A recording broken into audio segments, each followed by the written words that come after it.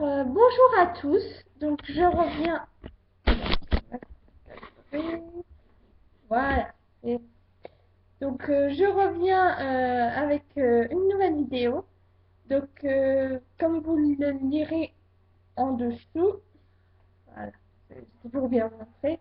Donc, en dessous de la vidéo, je vous ai laissé un petit message. Je vais commencer avec cette nouvelle vidéo. J'ai répété plein de fois vidéo, mais c'est pas grave. Je vais chroniquer assez vite parce que malheureusement, d'habitude, vous me connaissez, je fais des gros pavés euh, que j'écris. Quand je les écris, je mets au moins 1 heure, voire 1 heure et demie. En même temps, quand on écrit, c'est sûr que ça va beaucoup moins vite que quand on parle. Et donc là, j'ai choisi de vous présenter et de vous dire mon avis sur La colline aux coquelicots, donc un Ghibli de Goro Miyazaki, le fils d'Hayao. Au départ, parce que je vais faire 2 chroniques aujourd'hui. Et oui, je vous aime, mes chéris. En plus, j'ai regardé deux Ghibli hier qui étaient super top. Donc voilà, c'est que du bonheur. C'est toujours du bonheur d'écrire des chroniques. Ou, voilà. Donc, je devais parler d'abord de Si tu tends l'oreille. Mais finalement, je vais faire ça en chronique écrite ce soir parce que ça a été un coup de foudre et je voudrais en parler plus en écrit, vu que là, je vais avoir beaucoup moins de temps. Je peux pas faire des vidéos de 1 heure et demie, c'est pas possible. Euh, donc là, je vais vous parler de La colline aux coquelicots. Il faut déjà savoir que j'étais super excitée à l'idée de le voir, comme la plupart des Ghibli. Notamment parce que j'avais adoré son titre, que je trouvais super beau. En plus, les coquelicots, voilà, les fleurs, c'est vraiment super joli. Et l'affiche, j'allais dire la couverture, l'affiche, je la trouvais vraiment très belle avec cette couleur jaune. En plus, le jaune, c'est ma couleur préférée. Donc voilà, comme la plupart des Ghibli, il m'avait fait beaucoup de l'œil. Donc j'avais décidé de voir d'abord les contes de terre-mer de Goro Miyazaki, vu que c'était son premier long métrage. Et j'ai pas encore posté ma chronique écrite dessus. Mais je peux juste vous dire que j'avais trouvé ça très beau, mais avec une histoire intéressante aussi. Mais comment dire, c'est pas un film que j'aurais plaisir à avoir dans ma collection, bien sûr, dans ma collection Ghibli. Mais il est le Ghibli que j'ai le moins aimé pour le moment. Et c'était pas un film qui se regarde sans se lasser, quoi. Moi, je sais que je vais attendre longtemps avant de le revoir parce que là, c'est pas le genre de dessin animé où je ressors, où je suis waouh, il faut que je le revoie et, limite. Non, non, non, non, pas du tout. Je pense que je vais bien patienter. Euh, et, mais comme je l'avais écrit dans ma chronique que je posterai bientôt, j'avais remarqué que Goro, donc le fils du sensei Hayao, avait beaucoup de potentiel et donc j'avais encore plus hâte de voir son second long métrage, donc La colline aux coquelicots. Et franchement, il m'a impressionné, quoi. J'ai pas été déçue du tout et ça a été vraiment du pur bonheur de regarder ce dessin animé.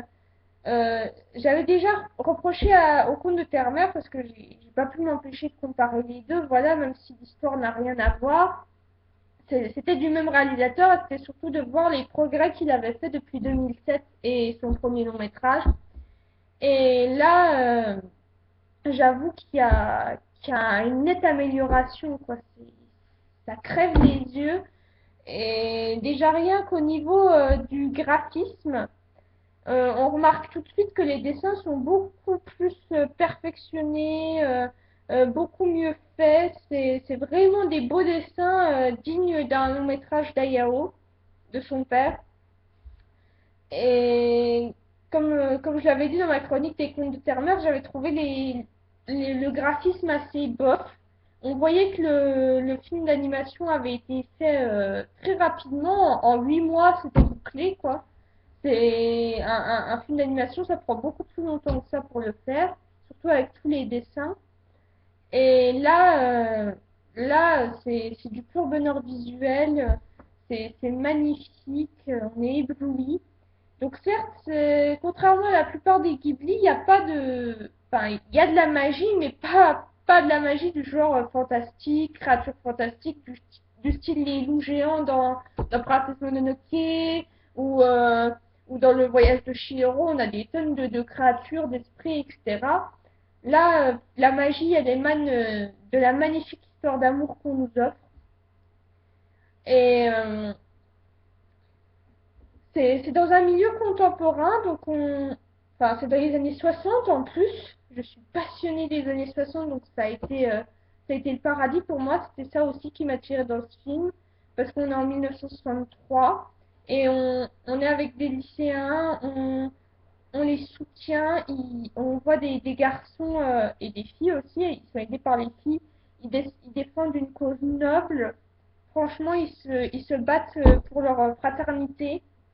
Et aussi pour leur culture, parce qu'ils ont tous des clubs, donc philosophie, le journal du lycée, etc.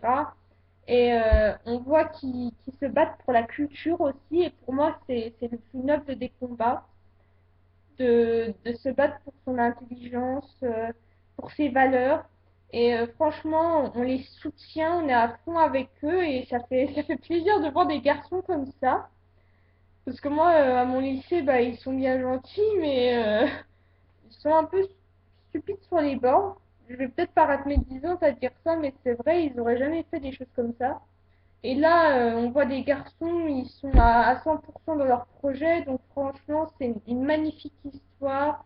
Et on est super content pour eux de voir tout ce qu'ils ont réussi à faire, à entreprendre. En plus, ils sont mignons. Ils sont très mignons, surtout Sean. Oula, pas Sean, Shun. Je sais pas trop comment ça se prononce, mais en tout cas, c'est pas Sean parce que ça, c'est américain. Mais en tout cas, Shun, il est super craquant. Donc, pour comparer avec le héros des Contes de Terre-Mère, donc Aren, que j'avais trouvé, auquel je m'étais attachée, mais qui avait pas réussi à me séduire, Shun, je te rends compte quand tu veux. C'est un personnage d'animation, mais c'est pas grave, hein. Vous me connaissez, moi j'en aime plein. Et il en fait partie. Mais je sais qu'il a à Omi, et d'ailleurs, son couple avec Omi, il est waouh, quoi. À tomber par terre. Ils sont super adorables tous les deux, entre lui qui est intelligent, qui est intentionné, qui est vraiment un super garçon, et puis elle est dévouée à sa famille. Elle est que bonté et bienveillance, et franchement, on a super envie d'être son amie. Donc on s'attache à tous les personnages, il n'y en a aucun que j'ai détesté, il y en a aucun qui est antipathique vraiment. Ils sont tous hyper attachants, on suit leur histoire avec bonheur et on les, on les voit avancer dans le projet du lycée, c'est super prenant et émouvant aussi parce qu'on voit la famille de Umi qui essaye de vivre sans la mère qui est aux États-Unis et puis elle revient à la fin. On est ravis d'ailleurs qu'elle revienne parce que la famille est unie. Enfin, il manque le père d'Uni, bien sûr, il sera plus jamais là, mais enfin, il est là dans leur cœur, mais c'est vraiment beau. Il y a aussi la musique qui m'a beaucoup plu parce on se sent plongé dans les années 60 japonaises.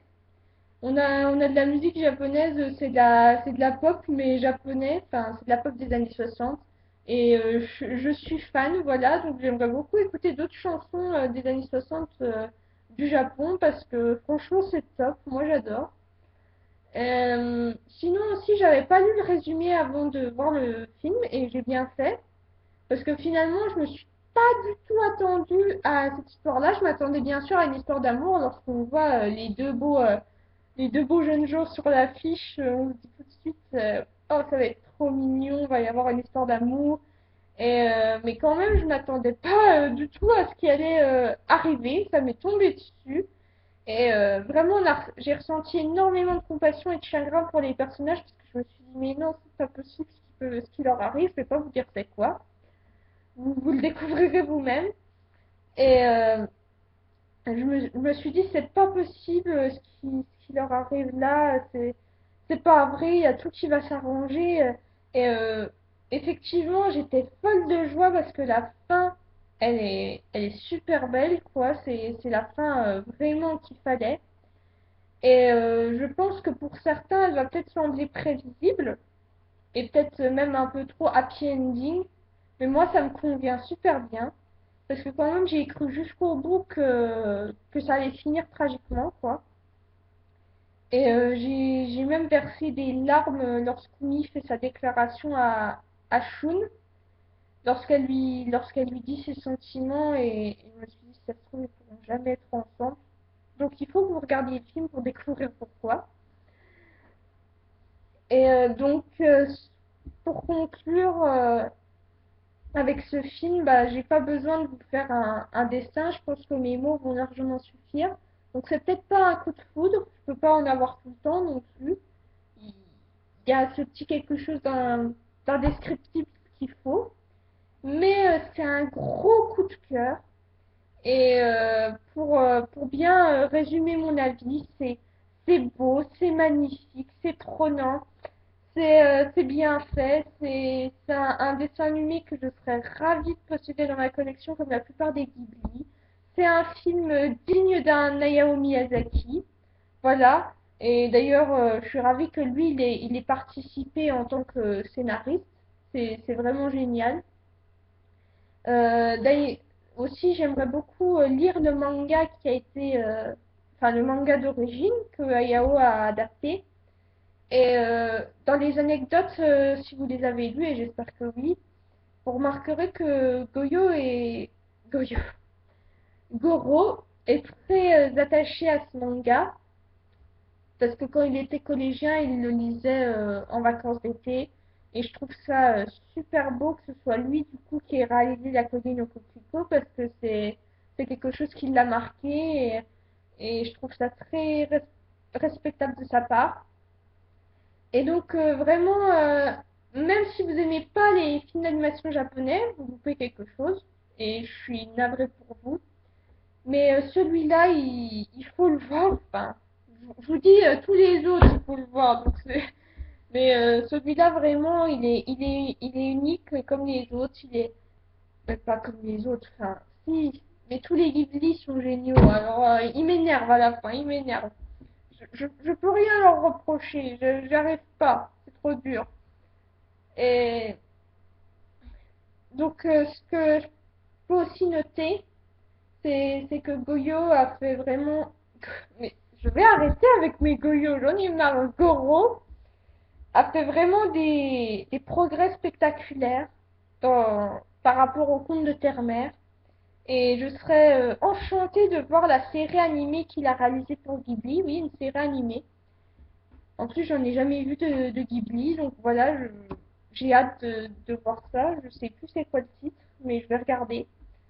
Et j'attends avec impatience son prochain long métrage. Je ne sais ce sera lequel, mais il faut qu'il y en ait. Et j'avais vu sur Allociné aussi un article où justement le site, enfin les rédacteurs de l'article se demandaient qui allait prendre la relève de Miyazaki, vu qu'il n'allait plus faire de vidéos. Bah oui, voilà, de vidéos. Je me sens pas bien moi aujourd'hui. Ça va pas du tout. Donc, vu qu'Ayao n'allait plus faire de réalisation, donc je suppose que ça veut dire que même s'il est âgé, il va rester à Ghibli pour faire scénariste, pour superviser et aider les nouveaux animateurs. En tout cas, il ne fera plus de production en tant que réalisateur, ce qui est fort regrettable. Et moi, j'en suis très malheureuse parce que c'est un homme exceptionnel, c'est un de mes héros, comme Walt Disney, comme les Beatles, comme Michael Jackson, voilà, ce sont mes héros. Mais il faut bien qu'il prenne sa retraite, il nous a déjà suffisamment vendu de rêves et fait de chefs-d'œuvre. Mais j'ai pas encore lu l'article sur Allociné, mais moi je peux vous assurer que Goyo, et ça va aller là. Ça va aller. Que Goro, je sais pas ce que j'ai avec mon Goyo, j'arrête pas de vous le ressortir, c'est super chiant. Donc que Goyo, je suis sûre que vous vous marrez devant votre ordinateur là, j'en suis certaine. Donc que Goro, voilà, voilà, au moins vous aurez eu des petits moments de fou rire avec mes gaffes. Je vous aurais fait un mi-bêtisier, mi-chronique. Donc que Goro, ça y est, j'y arrive. Et le digne héritier de Miyazaki que la relève est là, quoi. Bien sûr, il y aura d'autres réalisateurs, hein, il y a pas que les Miyazaki, mais Goro a une classe sûre et il a bien fait de devenir cinéaste, il a bien fait d'y réfléchir et de faire ça parce que franchement, quand on voit La Colline au Coquelicot ou même Les Contes de Terre-Mère qui sont bien faits, c'est il a de l'avenir, quoi. Il a de l'avenir et franchement, voilà, pour le mot de la fin, la colline au coquelicot, il est à voir absolument. Il est à posséder aussi chez vous en DVD. Il vaut largement le coup que vous passiez 1 heure et demie à le regarder. En plus, il est moins long que les Ghibli usuels parce qu'il dure au moins 2 heures. Et donc, je vais m'arrêter là parce que je dépasse déjà les 15 minutes que YouTube permet pour les vidéos. Même si j'ai demandé à avoir plus de 15 minutes, je vais m'arrêter là. Et donc j'espère que cette chronique via vidéo vous aura plu. Je compte en refaire parce que je remarque que c'est bien pratique, c'est bien moins long à faire. En plus, je suis beaucoup plus précise. Mais rassurez-vous, je n'abandonne pas mes chroniques par écrit parce que j'adore faire ça depuis le début de mon blog. J'adore faire mes gros pavés, c'est que du bonheur. Et donc du coup, bah, j'alternerai en fait. Des fois, je vais faire vidéo, des fois, je vais faire écrit et donc n'hésitez pas à me dire si ça vous a plu via vidéo. Et donc moi je vais aller répondre à vos commentaires parce que vous êtes des amours, vous êtes la crème de la crème et vous m'en mettez plein. Donc il faut que j'aille y répondre avec grand plaisir. Donc je vous dis au revoir pour cette chronique. Et donc ce soir je vais rédiger celle de Si tu tends l'oreille. Et donc, regardez vite ce gros coup de cœur que j'ai eu pour la colline au coquelicot. Il est à voir. Je vous fais de gros bisous et passez une super bonne journée. Bisous, bisous. Je vous aime.